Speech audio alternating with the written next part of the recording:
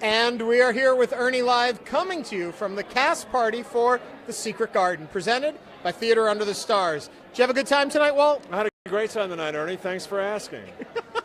Walt's here with me, and we're going to get going and talking with some of the cast, but we've got a very special treat because there's a new guy in town, so we've got him here with us. We are thrilled.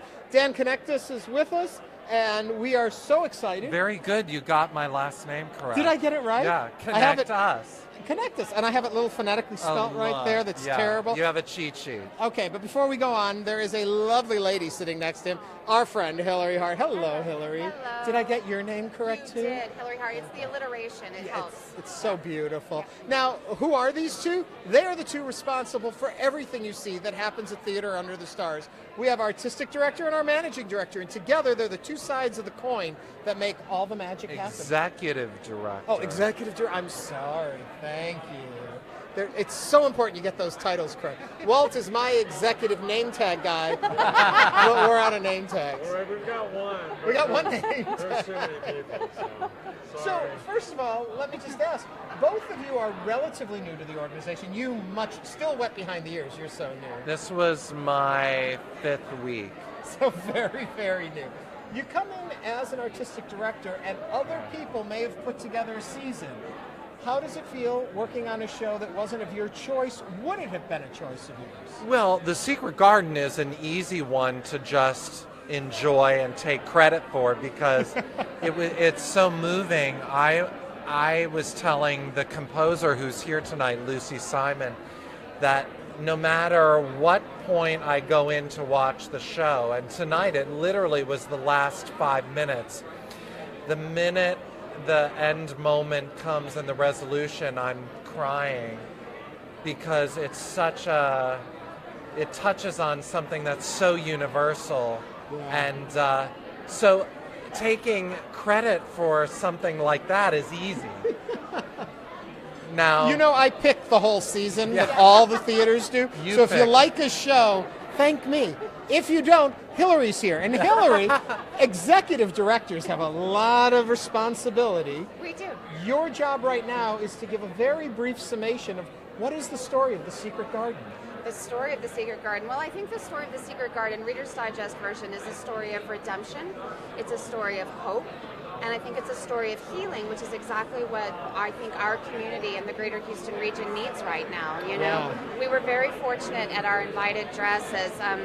We've talked about to have the opportunity to provide over 200 flood victims the chance to come and see the show Sunday night at no charge.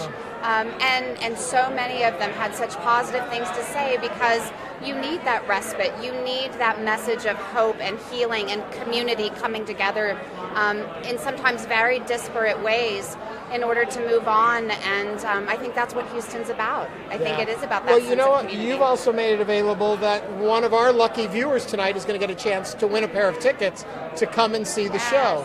And it's so easy to do. As you're watching us right now on Facebook Live, Walt, what do they have to do? They have to comment, and then I read the comments, and then we put the comments in a jar, and then we draw the name out, and you win tickets. It's that easy to do. Though I don't see a jar, so I don't know how we're going to... No, you can't take apart the centerpiece. We'll get a jar, Ernie. It'll be okay. All right, we're going to get a jar. We'll drink this. We're going to drink your martinis to get to that point. So while you're watching, please join into our conversation. Walt is monitoring everything you say, and as you say, whether we put it on air or not, we're going to put your name in the bowl, and you could win a pair of tickets to come and see The Secret Garden. Now, Secret Garden also... Oh, I see the bowl. It's coming our way. Laura, can you bring it in? Laura is our bowl girl. She takes care of the bowl. We have lots of people. Questions. Ask Walt some questions to ask us. So, Secret Garden, though, has a long, rich history. This is not a new show. It is not even a new story. A little bit about the author that wrote the original story. Frances Hodges Burnett. She was British but moved to the U.S. in 1864 at the end of the Civil War, and moved to Tennessee. And then she wrote, with no education, started writing to provide for her family. And eventually she wrote these novels that became worldwide bestsellers. and became the Oprah Winfrey of the late 1800s, basically. And so she was this force of nature that wrote Little Lord Fauntleroy. She wrote The Secret Garden. I'm blanking, of course, on the others. I'm having a senile moment. But she wrote these stories about people from her life. So The Secret Garden, for instance, she rented this house in London after she had made a lot of money, and there was this garden that she wrote in every day, and there was a robin who was chirping every day, and that part of the story ends up on stage or ends up in the book. And Little Lord Fauntleroy was based on one of her sons who she liked to dress up in like short knickers and lace fronts on their shirts and everything. And so she called the book Little Lord Fauntleroy, and it was sort of based on how she dealt with her son. We have our big Lord Fauntleroy because when you were a little kid, your mom used to dress you in lederhosen. She did. Well, I was German. They dressed all of us in lederhosen then. Back in those days? Back in those days. Thank God it's not a dirndl. Are they commenting out there? Somebody likes your beard. Karen Vine likes your beard. Oh, my beard. Yeah. Oh, okay. That's not a question, Karen. But Karen still gets entered into the drawing. Who else? Well, April Faderkowski Himstra says, awesome, I would love tickets. All right, the key is to ask questions. We love the comments. We love knowing you're out there and watching and enjoying. But we'd love some questions for these esteemed guests. One's not just a director, she's an executive director. Means she's bossy. I am not. Oh, I'm not. Now, Hillary, you've been with Toots now about 9 a year. months. Okay, 9 months. 9 months. One of your first interviews you did was with me when you got That here. is true. So since then, what have you been up to? A lot of budgeting. My love-hate relationship with Excel has grown. Yeah. It has matured, you would say. But I think a lot of it has to do with getting to know the community and being so proud to be a member of this community.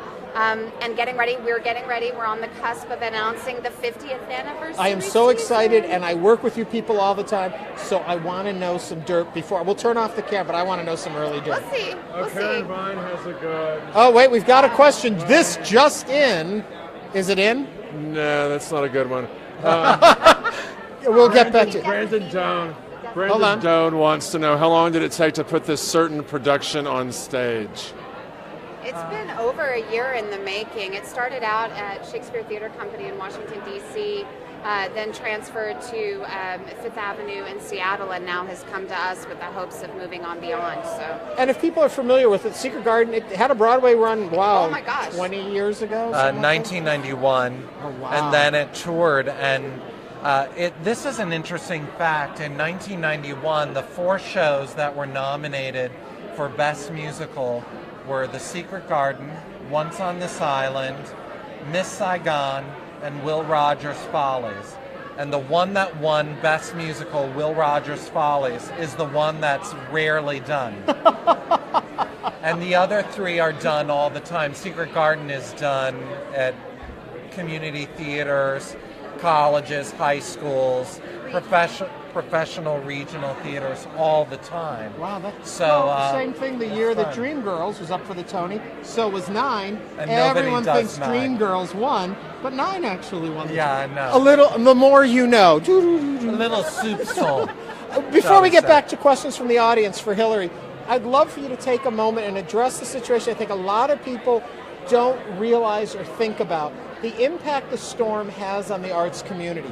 Outside of simply destroyed buildings and props and things that are insured, how this kind of event affects fundraising, the opportunities for your organization to grow and be strong. Anything you can say about that? well, I would say that I think all of us in the theater district are dealing with our own various business continuity challenges. Even though we are incredibly fortunate here at the Hobby Center to not have infrastructure challenges and issues, we do face business continuity challenges. There is a certain amount of earned and contributed revenue that is being redirected and reallocated to other more pressing needs, like the Red Cross and United Way and things of that nature. And so, we're all, I think, proactively looking at our budgets, not only for this season, but we really are talking about a 3 to 5 year rolling recovery for all of the arts organizations. And so, it is a challenge and it is a juggling act. And I would say for us here at Tuts, one of our balances and one of the things that we're trying to do is figure out a way, how can we turn, the whole lemon into lemonade? So we're looking for ways, like we did last Sunday, we're looking for ways to be able to give back to the community that's hurting or that may not have the disposable income that they had 4 months ago. So yeah, it's I think we're here. We are a community service organization as a 501c3, and it's finding those unique ways, even in the face of adversity, so to speak. I mean, that sounds so dramatic, but to give back and to find a way to just keep plugging forward, and we will. Yeah. I think out of everything, the arts are one of the most resilient industries in the world. Yep. I do want to remind everyone, we are talking right now with Dan Connectus, who is the artistic director, and Hillary Hart, executive Oh my God! managing director. Or is it just executive director? Executive. No managing. No You're managing. just so you're like the head honcho. I don't Well, manage everything now. is managing, but And we're talking about The Secret Garden, which just opened tonight here at the Hobby Center. It's Theater Under the Stars, start of your new season. Yes. A real rich season. 49th season. It's a huge... I think we should also take a moment and remember Frank Young, who started all of this. We lost him just a couple weeks back, and it's very sad. But Frank, you gave us a wonderful gift that continues to go on and on. So please, everyone, remember him and all he gave to the city. But we're back over to Walt. What have you got for me? Well, Brandon Doan wants to know, is this show different from the Broadway version regarding book or music? yes, there's been some significant trims to streamline the story, and the character of Neville has a new song that they wrote, and part of that was now more modern. I say modern as if 91 was From the that old far. days. But our attention span has gotten much shorter. And I would like to turn that into a positive, saying that we comprehend things faster, Yes. is how I'm going to say. I would comment on that, but midway through I stopped listening. Yeah. My attention just went away. Oh, you like that one, didn't you? Well, You will pay attention. I'm trying. Well, it's late, people. You're all up. Thank you for watching. Well, next question. Well, there was a question earlier from Howard Houston. He wants to know, can Ernie take a drink? No. All right. Should we let them in on the secret? These aren't real drinks. We're working. We're We working. can't drink. Well, they are mocktails. They are made with wonderful colors and Well, if we were Hoda and Kathy Lee, we'd be drinking. one day we should do our own little morning talk show. We'll just drink ourselves crazy. Well, we promised you all cast members from the show, so we're going to wrap this up and bring in a few cast members.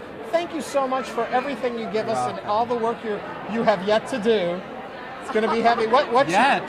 is there something Yet. in the... Well, I'm you just a real started. taskmaster. He hit the ground running. Let's be fair. Yeah. Okay, but we haven't seen it yet in your saw it choices. tonight? Yeah, we did. Oh, well, the choices. See, that's what I want to see. I want to see who All you right, are all right, artistically. All right. So tell me, anything in the 50th season that you really want that you haven't been able to get? You don't have Well, to say we a are name. going to drop a big bombshell right now. It's going to be fabulous. Oh, Hillary looked petrified, like you were going to give something away. Dan, Hillary, thank you so much Thank for joining you. us, and continued success. It's a great show, and it looks fabulous. Thank you. Thank you, guys. Thank you. We're going to switch those folks out, and while we're doing that, Walt, what's going on Facebook? Do we have a lot of viewers and friends out there? Yeah. Yeah. We've got some names in the bowl. Remember, we have a pair of free tickets to go and see The Secret Garden. I gotta We're going to put be Howard's drawing. name in. Put Howard's name in. Howard, your name's going in. All you have to do is comment. It doesn't have to be a great question, but just join the fun. Be part of it with This us. should be a great question, though. and we're finding out who our guests are going to see. This is a surprise for us, too. We're about to find out who our guests are going to be, and then Walt is going to introduce them to you. So right now, we are going to see, where are they? Oh, they're taking pictures. So, Walt, Secret Garden. Did you read those books as a child? No. Did you read books as a child? Yes, I read Beverly Cleary books. Beverly Cleary. We love Beverly Cleary, too. Mouse on the motorcycle. Mouse on the motorcycle. Okay, we have Jeremy coming in to join us. Why, look at that. All I need to do is say his name, and he magically appears. That's what we do. I'm Lizzie Klemper. Oh, come on. No, You take- you sit. You sit Sit, close. sit. They're all scared to sit with me. It's what happens on this show. Smell that. So we have Jeremy with us. Walt, tell me about our next guest. Jeremy Kushner, Archibald Craven, can be seen in The Idea of Manhood, a feature film by his brother, Serge Kushner, Broadway, A.J. Golden, and Cirque du Soleil. He's done a whole lot of stuff. I'm not going to read everything, but he plays Archibald in the show. So let's welcome him to there. Hello there, sir. You guys get to share that mic right there. And this is Lizzie. We're going to introduce her in a minute. Don't you worry. Okay, so I don't see. I wasn't brought up to speed. How are we doing? We are doing well. You're not doing that well. These haven't dropped at all. Whose are these? You weren't listening to our last segment. We let out the secret.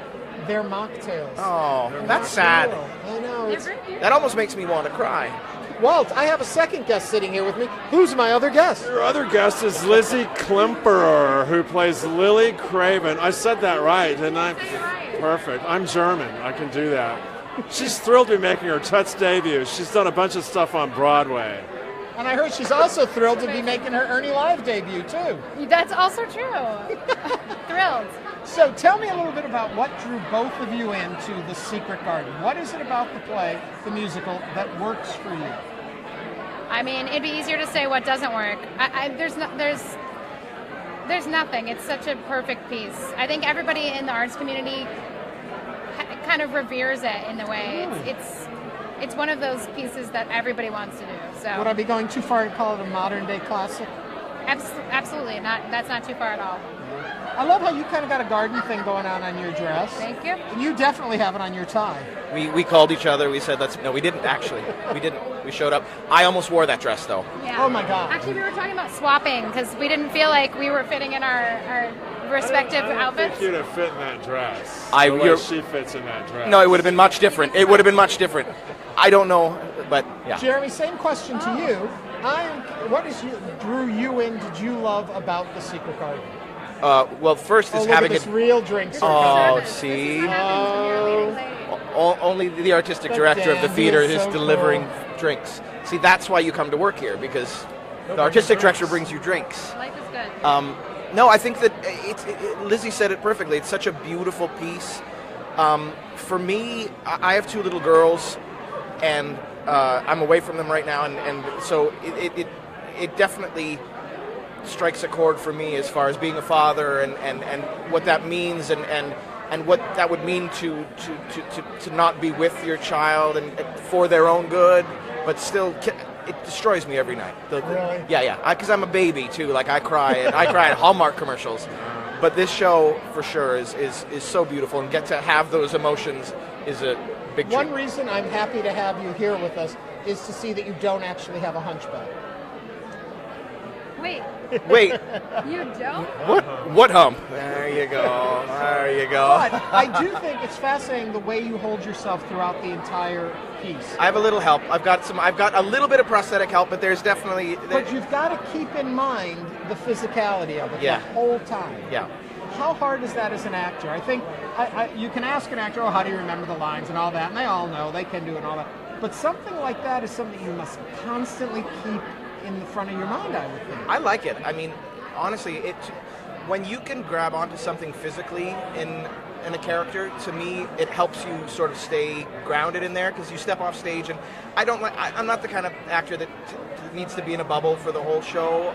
There's certain moments when you kind of got to get away from people, but for the most part, as soon as I sort of get that posture on, it all sort of clicks into place emotionally too. Yeah.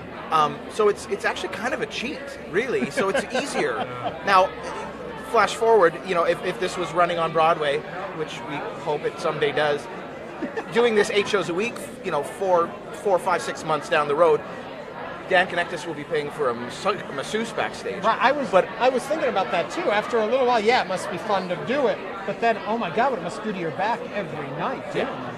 You got to be careful. I mean, I keep telling him that he's going to have issues. But I'm putting it in his head. So. I have other issues though. Mine are all emotional. Just add it to the list. So. Well, to find out some more issues, we actually, for those of you who are just joining us, we're taking questions live because we're on Facebook Live, so why not? Everyone who asks a question or makes a comment is automatically entered into the drawing for a free pair of tickets to come back and see The Secret Garden right here at Tuts over the next number of days, 2 weeks. So, Walter, anybody else chiming in? No. No. Let me tell you this, though. The more of you that do, better chance you have of winning. Right now, it's pretty easy for someone to win tickets. Pretty easy. Well... So wait, can I ask you guys a question? Sure, ask away. How familiar were you with the piece before? Now, this is interesting. I had never read the book, I had never seen the movie, and I'd never seen the musical.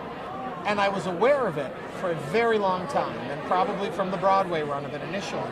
And for some reason, I never went that next step to explore it or investigate it. And I saw it last night for the very first time, and I thought to myself, wow, what have I been missing? And I'm fascinated by the body of work this author has that I didn't realize. They make the joke she was like the Oprah Winfrey of her time, but a very successful author in her day and what she contributed and the things she created.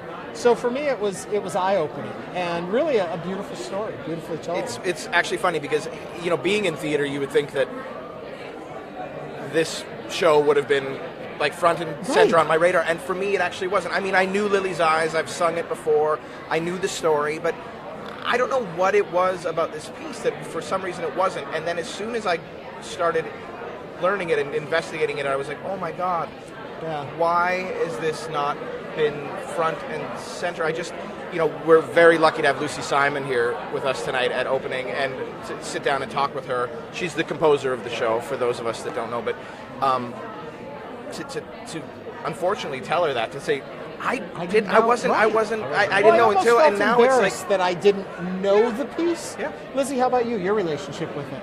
I played Mary Lennox when I was about 12 years old. Really? In a community theater in Syracuse, New York. Syracuse, I'm from Binghamton. Are you really? Yeah, born and raised. There you go, yeah. So, you're from Syracuse. Yes.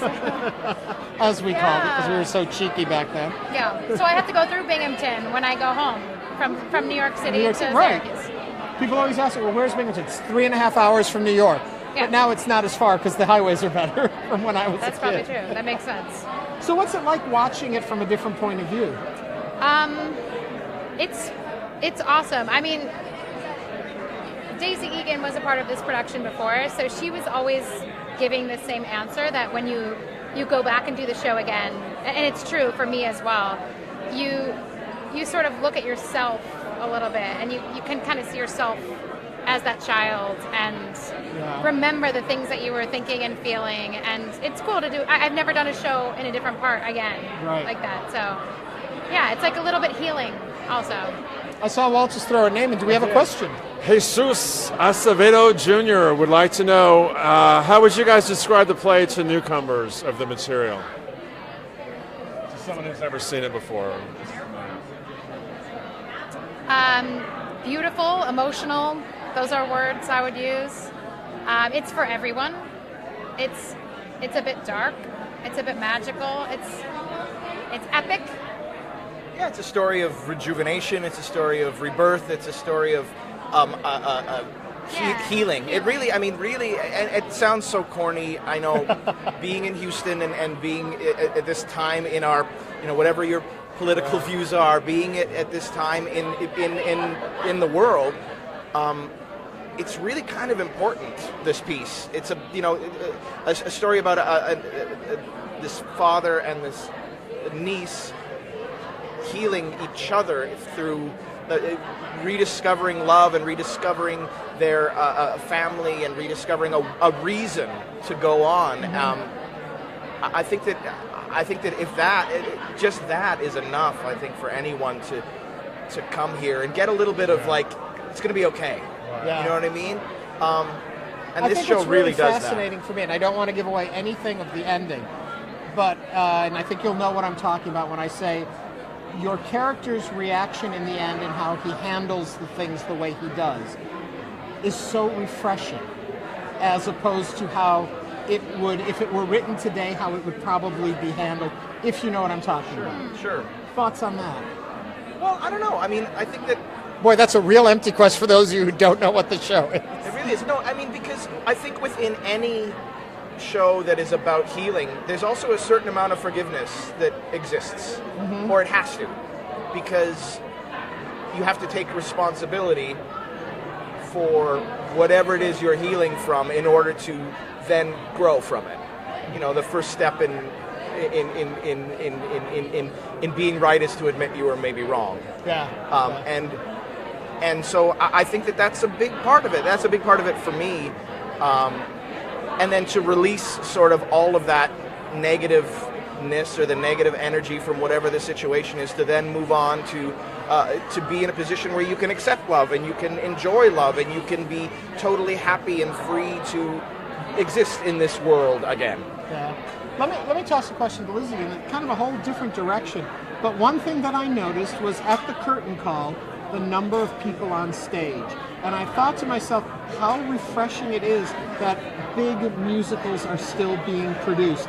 It's so expensive, and it takes support, it takes funding and all that, but it must be, as a performer, a rush to be able to be part of something that's really not skimpy.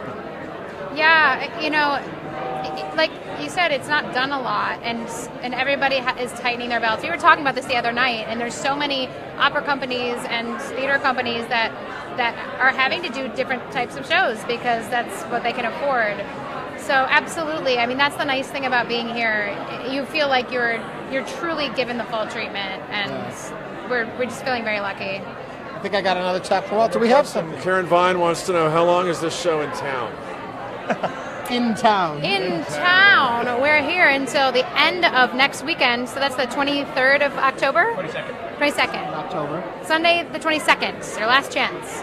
Well, it is a beautiful, lovely show, and I'm so happy you guys took the time from your party, because this is their party. We're just crashing it. This is a lot more fun. Major. Oh, that's so sweet. I like small conversations. And we're small-minded people, so it's perfect.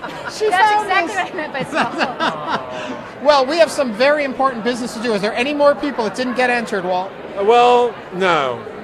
Well, there's Ann Goldsmith, but she didn't really have a question. She just wanted us to know that she had tickets for tonight, and she forgot to come to the show. Oh my goodness. So, Ann, I'm calling you That's out. horrible. You know what, though? We need to add Ann in, because Ann missed it, and she deserves a Come chance. back. She's watching. Yeah. Now, everybody else who's in the bowl, though, is going to be very upset if we draw Ann's name. Yes. Like, But here we go. Going back in the bowl. We're going to shake. Oh, that's good shaking. All right, I'm going to check with our Tuts rep and ask, we have one pair of tickets? All right, then the name has been drawn, and the winner of a free pair of tickets to come back and see Secret Garden right here, Tuts Production at the Hobby Center in Houston, Texas, is Karen Vine. Karen Vine. Congratulations, Congratulations. Karen. We'll be getting in touch with you so that you can get your tickets. We're thrilled that you joined us. Everybody else, we're going to be back on Halloween night. We're going to be doing another show, Halloween night, right here. So, Oh, really? yeah, sorry, Walt. Can't go trick-or-treating this year. He just paints himself green and goes as Frankenstein. It's so easy. Anyway, thank you guys for being with us. Thank you so much. Thank you for watching. Remember, like us right here on Facebook on the Houston Public Media page. That little thumb up, we would like that. We'd appreciate that. And then you'll know when all of our next shows are coming. Thank you for watching. Thank you guys for joining us. And until Halloween night, I'm Ernie. See you next time. Don't forget about me, Ernie. I'm still here.